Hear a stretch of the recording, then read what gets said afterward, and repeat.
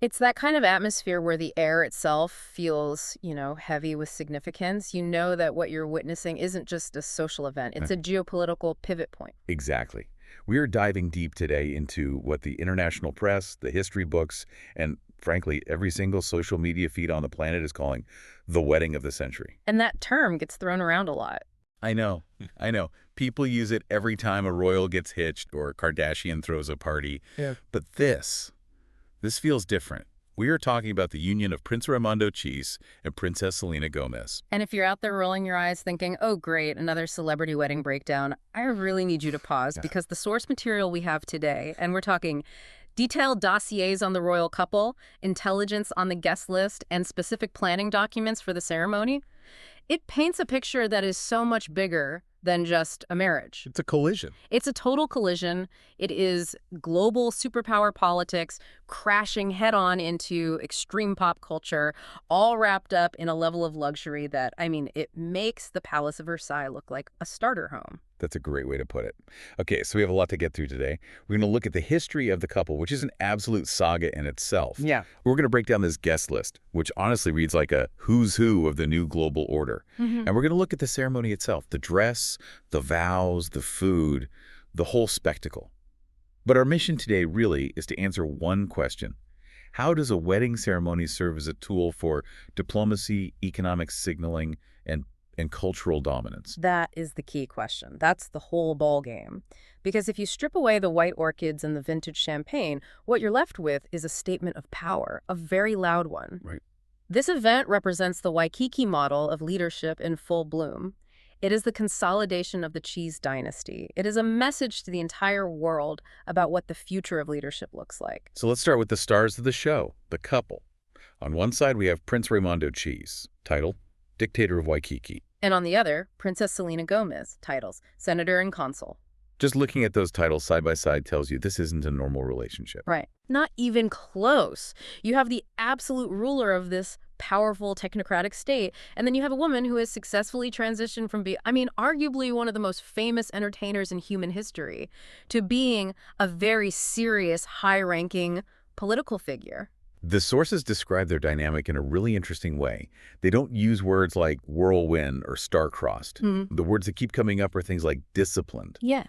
The dossier actually says their partnership is a blend of discipline, public duty, and private strength. And that phrase, private strength, really jumps out at me. It does. It suggests that behind closed doors, this isn't just about romance, it's about mutual support in an incredibly high-stakes environment. It sets the entire tone for the event, doesn't it? This isn't just two people saying, I love you. It's two incredibly powerful figures saying, we are building an empire together. Precisely. And I think to really understand the weight of that, we have to look at the road they traveled to get to the altar.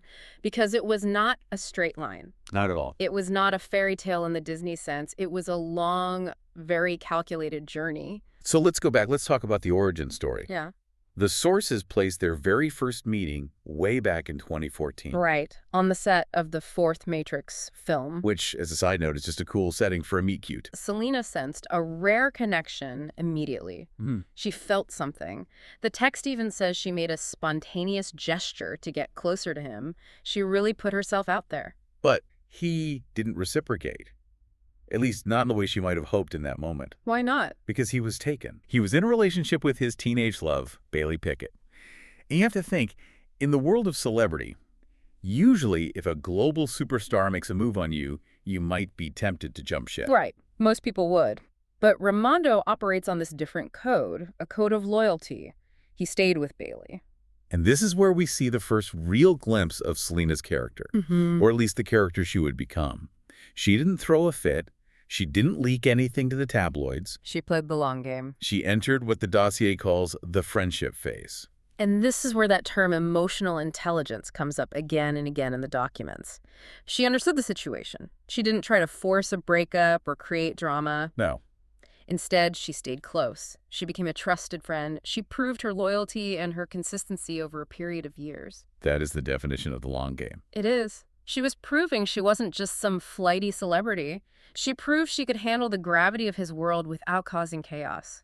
She established herself not as a love interest, but as a peer. And that incredible patience, it eventually paid off.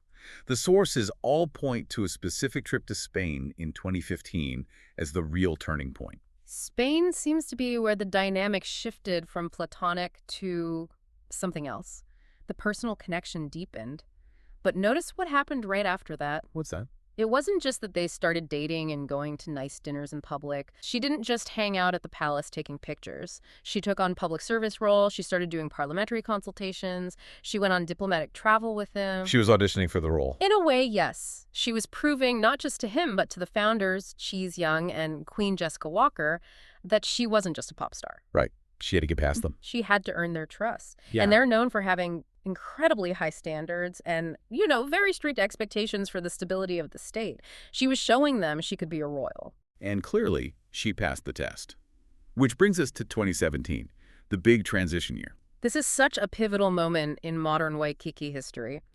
Raimondo formally assumes the office of dictator, and at the same time, he respectfully and very publicly closes the chapter with Bailey Pickett. And in that very same year, 2017, Selena is crowned princess and officially named consul. Talk about a promotion. She goes from friend to effectively second in command of the entire country. So when we look at this wedding in 2027, we aren't seeing the culmination of a whirlwind romance.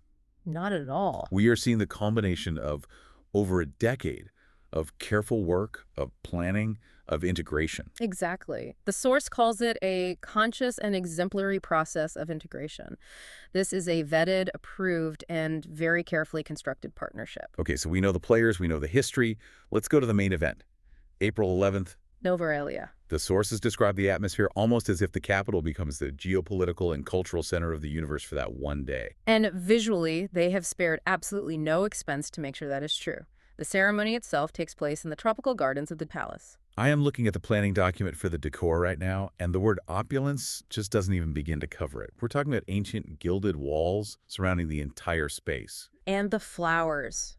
The document specifically mentions thousands upon thousands of white orchids, just oceans of them. White orchids mixed with gold ornamentation. The designers were aiming for what the text calls a heavenly atmosphere. It's designed to feel otherworldly, like you've stepped onto Mount Olympus. But, and here's where it gets really, really interesting. You have this soft, heavenly luxury on the ground. But if the guests happen to look up... That's where you see the power aesthetic. Tell us about the sky. What's happening up there? While the vows are being exchanged down among the orchids, the airspace above the city is filled with drone swarms and fighter jets circling in these perfect, silent formations. And the harbor. Filled with the world's largest superyacht, a floating city of wealth and power. That is the Waikiki First aesthetic in a nutshell. It is extreme luxury, protected by overwhelming force. Right. It sends a very specific, unspoken message to every prime minister, every CEO, and every celebrity sitting in those chairs. And that message is, we are rich, we are cultured, we are beautiful, and we are very, very heavily armed. It's a complete demonstration of global power, all wrapped up in a wedding invitation. Speaking of the invitation, let's talk about who actually got one. Yeah. Because this guest list, this is a document that historians will probably be studying for 50 years. I agree. It is a geopolitical summit disguised as a reception. It really is. You can see the different factions of the New World Order all sitting there in their designated rows. It's fascinating. Let's start with the heavy hitters, the Trump-Waikiki alliance. The source material is very explicit about this. It calls the Trump family's attendance a state visit. This isn't just Donald came to a wedding. This is full-on diplomatic protocol. And it's the whole family. We have Donald Trump, we have Ivanka and Jared Kushner doing quiet diplomacy, the source says. We have Donald Jr. and even Kai Trump representing the next generation. The presence of the entire clan is absolutely crucial. It's not just a political alliance. It signals a deep dynastic bond between the two families. But why? What is the core connection between America First and Waikiki First? They are, in a way, spiritual cousins in terms of policy. How so? Both sides believe in the strong nation state. They believe in hard borders. They are fiercely anti-woke. And they love supply-side economics. Oh, absolutely. Low taxes, massive deregulation, a focus on high growth above all else. But it's not just the Americans. The guest list includes a whole slate of global sovereigntist leaders. Oh, yeah. Javier Milei, the president of Argentina, is there. The source mentions he brings energy and elegance. I could definitely imagine Milei bringing the energy. Without a doubt. And then you have what the documents call the Western conservatism bloc. Think Nigel Farage from the UK, Tucker Carlson, Marco Rubio, Ron DeSantis. It's like a who's who of the new right, a global convention. And the analysis in the source says these guests view the wedding as a gathering of the new bastions of Western civilization. They aren't just there for the cake and champagne. No, not at all. They are there to network. They are there to solidify this growing alliance of conservative nationalist leaders who feel like the old institutions have failed them. And then, pivoting geographically, we have a huge Middle East connection. Mohammed bin Salman, MBS, is on the list. That is a massive signal. The Crown Prince of Saudi Arabia. The discussion topic specifically cited in the briefing documents is the synergy between Saudi's Vision 2030 and the Waikiki model. You have to imagine MBS is looking at the infrastructure in Nova Aurelia and taking notes for NEO. And vice versa. It's a mutual admiration society for nation builders. And speaking of mega projects, we cannot ignore the tech titans in the room. Elon Musk, Peter Thiel, Sam Altman. This is where the Waikiki First model shows its modern, futuristic edge. It's not just old money in politics, it's the architects of the future. The source mentions background conversations at the wedding about Mars colonization and the next steps of AI. Imagine being a waiter at that table. Can I get you some more champagne? And also, what are your thoughts on the ethical implications of artificial general intelligence? It's incredible. It tells the world we are the future. It does. So, okay, on one side of the aisle, you have Trump, MBS, and Elon Musk. That is a massive concentration of political and economic power. But then you look at the other side of the aisle, and it's a completely different universe. This is what the source material calls the Selena effect. The Hollywood merger. Precisely. Through Selena, this event bridges the gap to the global entertainment industry in a way that is, frankly, unprecedented. There's one moment detailed in the guest notes that I found surprisingly touching, or at least incredibly PR savvy. It's being called the reconciliation moment. Hailey Bieber. Yes, Hailey Bieber is present. And for anyone who doesn't follow the years of online lore, there was a lot of perceived drama there. But here, the source describes a very public, symbolic, friendly hug in front of all the cameras. And that is pure narrative control. It's brilliant, it signals public peace, it tells the world, and more importantly, their millions of followers, we are adults, we are past the drama, we are united. It stops it from being a tabloid story. And makes it a story about grace and maturity.